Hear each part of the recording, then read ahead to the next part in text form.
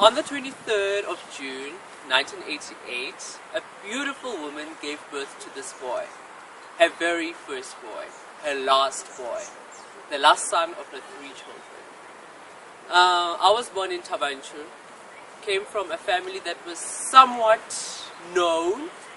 And growing up was sort of okay. I had an okay relationship with my parents. But there had been times when I had actually been exploring myself. I would say that I was a bit in tune with my sexuality a little bit earlier than other children. Especially considering the fact that I had my first crush when I was in grade 2. And I actually had mentioned something to my eldest sister. I said to her, you know, I think I was about 8 years old. I told her, you know, I think I might be gay. And she later on did ask me again, but after having found out about the stereotypes and everything associated to that, I was not gay anymore. I went straight into the closet. I opened that walk-in closet and I walked in and I locked the doors. And back then I was still studying at Totlanang in primary school. Became quite well known right about that same time for doing a concert. And I became the popular kid. Everything was fantastic for Martin. Everybody loved Martin, loved what he does. Martin is good at academics. Martin is good at presenting. And on top of that, I also took up some dancing and also became quite popular for that. I have to say it was mostly when I had changed schools when things changed dramatically for me. And that's when I started to see people's perceptions of me as a person and start to categorize me in different ways, because I've always been Martin. I don't play soccer, I play the girls' games, and it doesn't bother anybody. But now I changed schools, and I remember it as if it were, not even yesterday, as if it were an hour ago, when I arrived at my new school, HES Ribota in Bloemfontein, one of the conservative cities, and I was sitting in assembly on the floor, and there were whispers, and what these whispers basically were about is, why is this boy so different? What is it about this boy? There's something about this boy, he's wrong, he's insane. We have to find a way to change him. Mind you, this is my first day at the school. And as we had ended assembly, they actually followed me.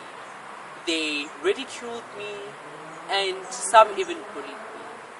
Coming from a position of being honored, not even being honored, just having people being in awe of me, and then suddenly becoming disgusted. Especially because of the way I walk. Something that I never had seen really or noticed. Because as I walk, some would say that I model, some would say that I shake my hips, but I just put one foot in front of the other and get from A to B.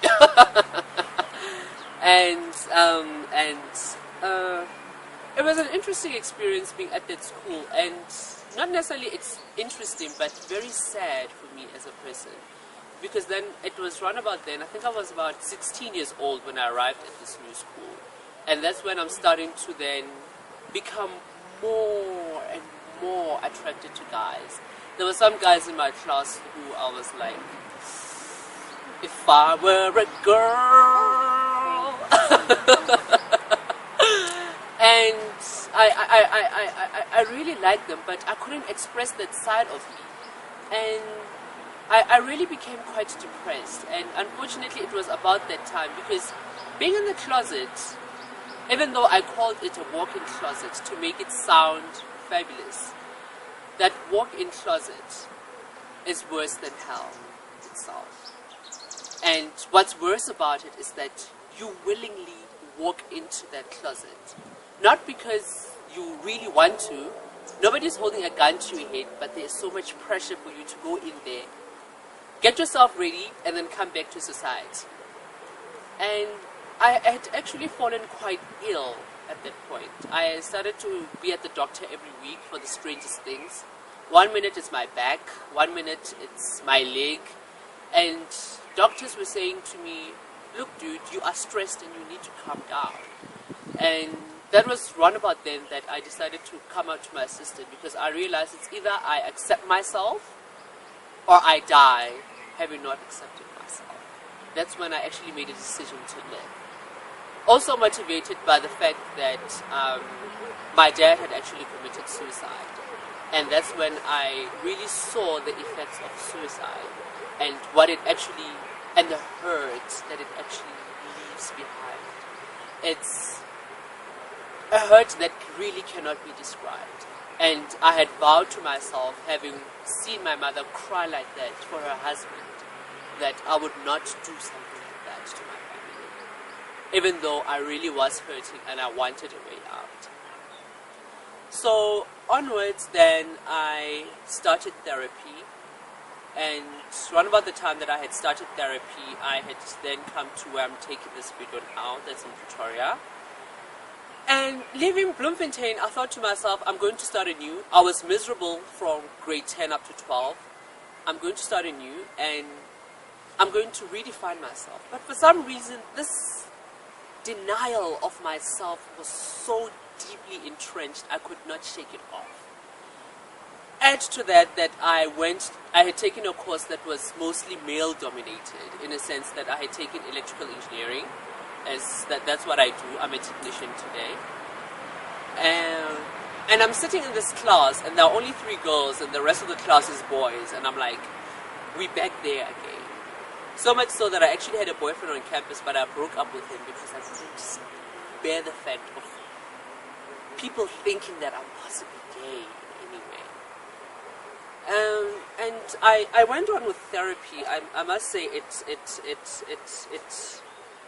helped me out a lot. And also speaking to my best friend Prudence, whom I'd been speaking to. We actually went to high school back in Bloemfontein, and we used to hide out at the back and talk about this taboo, because maybe the walls have ears. We used to call it the mask, and I would say, you know, the mask really hurts and things like that, and people would think we were dating, Prudence and I, which was perfect for my hideout.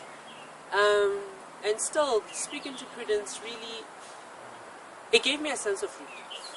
It gave me a sense of relief, a sense of hope, a sense of understanding that not everybody is polarized in the view of sexuality, in that you're either male, female, heterosexual or not. Like, what's up with you? It's either that or nothing. And I continue to study. Now I'm in my working environment, and that's another journey that I'm on right now. Coming from an environment where I was okay, I was flamboyant, I was confident. Not flamboyant as in flapping my wings, my pink wings, but flamboyant as in extremely confident, being out there, being with people, interacting, going to leave water, changing schools, and then I'm this reserved person. And then I come to Pretoria, I think I'll get out of my closet, and I'm not.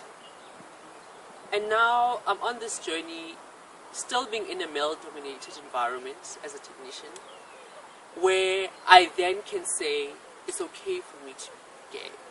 There are some stereotypical things I would throw out. Sometimes I would wear a pink ring on my ring finger to work and just rock it up there and just point at things and just, you know, to hint it out there. I guess that's just my way of coming out and really being out as a person.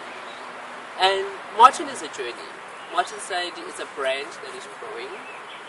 I'm on a journey, and this journey hurts, but you kind of have to burn gold to have it turn to jewelry.